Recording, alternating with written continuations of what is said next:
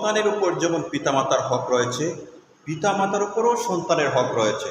আমরা শুধু এতটুকুই বুঝি যে পিতামাতার সন্তানের উপর পিতামাতারই শুধু হক রয়েছে।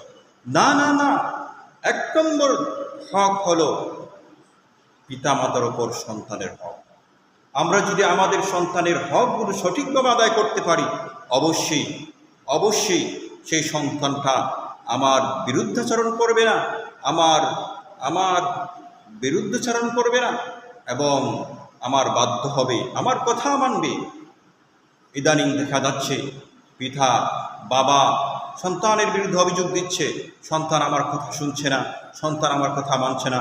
আরে ভাই, আপনি এই সন্তানের উপর যে আপনার হকটা, সে হকটা আদায় করেন সঠিকভাবে, অবশ্যই আপনার সন্তান আপনার বাধ্য হবে। কেন অবাধ্য হলো? এর কারণ সামনে অবশ্যই বর্ণনা করব।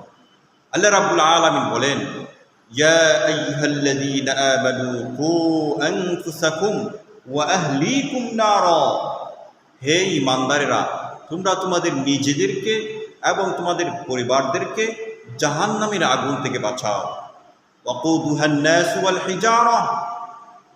আর এই জাহান্নামের লাকড়ি হবে পাথর এবং মানুষ। পাথর এবং মানুষ দিয়ে আল্লাহ রাব্বুল আলামিন